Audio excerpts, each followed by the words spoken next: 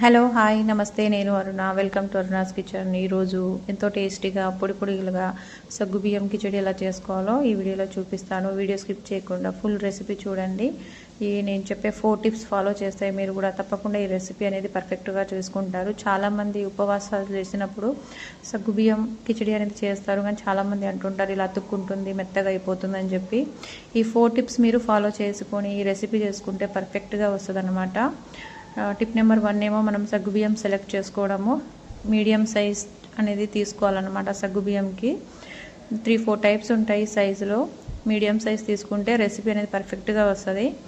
Second number tip ఏంటంటే మనం wash చేసుకోవాలన్నమాట. కంపల్సరీగా 3-4 టైమ్స్ అనేది సగ్గుబియ్యం వాష్ చేసుకుంటే టేస్ట్ అనేది వస్తుంది. ఎందుకంటే ఈ సగ్గుబియ్యం పైన చాలా స్టార్చ్ ఉంటుంది. చూసారా, నేను ఫస్ట్ టైం క్లీన్ చేశాను. ఈ స్టార్చ్ని మనము కంప్లీట్గా క్లియర్ చేసుకోవాలన్నమాట.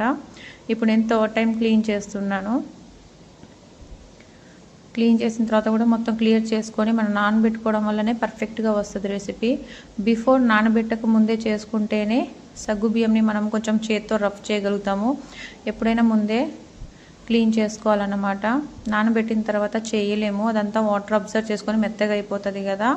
3rd టైంకి కూడా చూసారు కదా స్టార్చ్ ఎలా వచ్చిందో. ఇప్పుడు ఇది ఫైనల్ 4th టైం అనమాట క్లీన్ చేస్తున్నాను నేను. ఇప్పుడు ఇది క్లియర్గా అయిపోతుంది. మీకు వాటర్ చూస్తే తెలుస్తుంది అనమాట. చూసారా, వాటర్ అనేది నార్మల్గా వచ్చింది కదా. ఇది కంప్లీట్గా క్లీన్ అయినట్టు. అప్పుడే టేస్ట్ వస్తుంది అనమాట బాగా. నేను చేతిలో వాటర్ పెట్టుకొని చూపిస్తున్నాను కదా. ఇదంతా క్లీన్ అయిపోయింది. దీన్ని మనం నానబెట్టుకోవాలి. మనం 1 కప్పు సగ్గుబియ్యం తీసుకున్నాం కదండి, దీనికి 3/4 వంతు వాటర్ తీసుకోవాలి. మరీ వాటర్ ఎక్కువగా వేయొద్దండి, బాగా నాని మెత్తగా అయిపోతుంది అనమాట. జస్ట్ ఇది వాటర్ అనేది అబ్జర్వ్ చేసుకోవాలి. 3/4 అనేది ఈ క్వాంటిటీ వాటర్ వేస్తే పర్ఫెక్ట్గా వాటర్ అనేది అబ్జర్వ్ చేసుకొని సాఫ్ట్గా అయిపోతుంది. జస్ట్ సగ్గుబియ్యం లేయర్ పైన జస్ట్ పావు ఇంచ్ అంత వాటర్ ఉంది. దీనికి 3 to 4 అవర్స్ అనేది కంప్లీట్గా మనము ఇలా సోక్ చేసుకోవాలన్నమాట. 3-4 అవర్స్ రెస్ట్ పెట్టేద్దాము. ఒకవేళ మీరు మధ్యలో ఒకసారి చెక్ చేయండి, 2-2.5 అవర్స్లో సరిగా నానలేదు, ఇలా ఒకటి ఒత్తుకొని చూస్తే ఫింగర్లో నార్మల్గా వైట్గా కనిపిస్తుంది, లోపల పలుకులుగా ఉంటే పైనుంచి కొంచెం వాటర్ అనేది చల్లుకోండి. అలా చల్లుకొని ఇంకో 1 అవర్ పెట్టుకుంటే అది సోక్ అయిపోతుంది. చూసారా, ఇది కంప్లీట్గా వాటర్ అనేది సోక్ అయిపోయింది.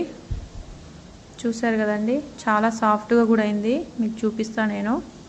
ఇది కరెక్ట్గా వాటర్ వేయడం వల్ల, మెజర్మెంట్ వేయడం వల్ల అది పర్ఫెక్ట్గా వస్తుంది. చూడండి, చాలా సాఫ్ట్ అయింది మనకి. ఇదైతే కరెక్ట్గా వచ్చినట్టు రెసిపీ. నేను ఇలా ప్లేట్లో వేసి చూపిస్తాను. చూడండి, ఇలా ముత్యాలు పడుతున్నట్టున్నాయి కదా తెల్లగా. ఇలా పొడి పొడిగా ఉండడం వల్లే రెసిపీ కూడా చాలా పొడి పొడిగా వస్తుంది.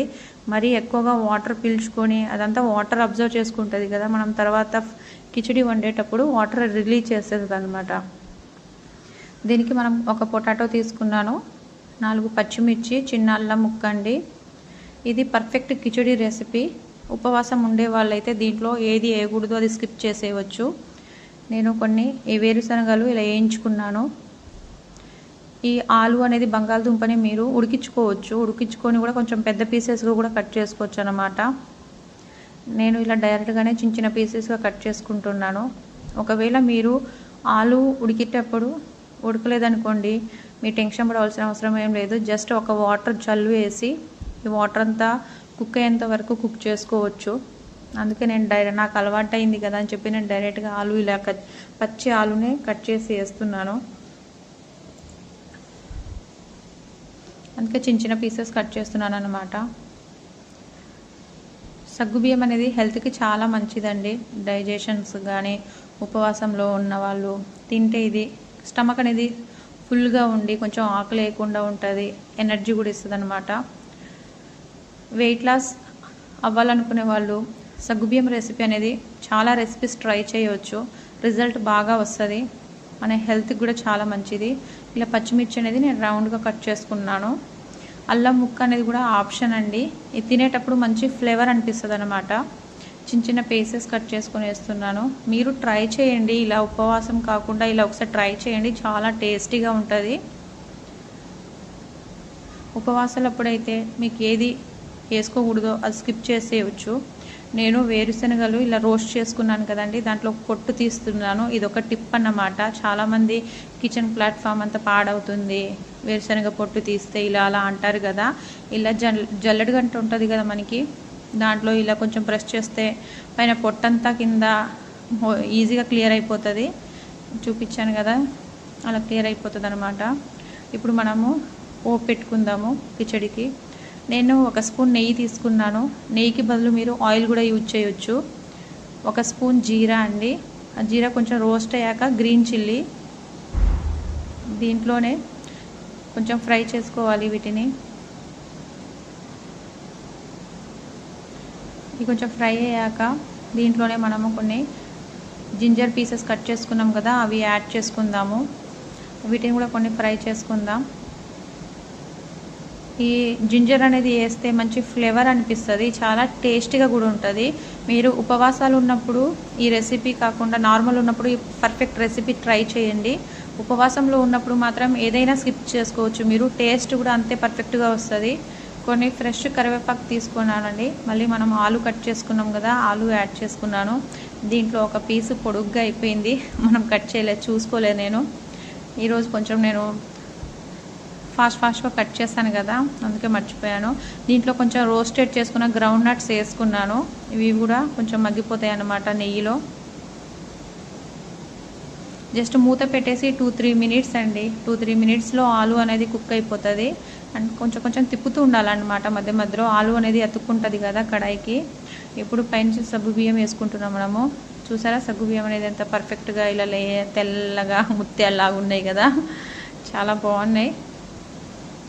టేస్ట్ సూపర్ ఉంటుంది. నేను ఎప్పుడు ఇదే ట్రై చేస్తాను. ఇది పెప్పర్ అండి, ఇది కూడా ఆప్షనల్. నేను పైనుంచి కొంచెం పెప్పర్ దంచుకొని వేసుకున్నాను. ఇవి కొంచెం వేరుశనగలు రోస్ట్ చేసినవి, ఇవి కూడా నేను కొంచెం కచ్చాబచ్చా దంచుకున్నాను అనమాట. పైనుంచి వేసుకోవాలి.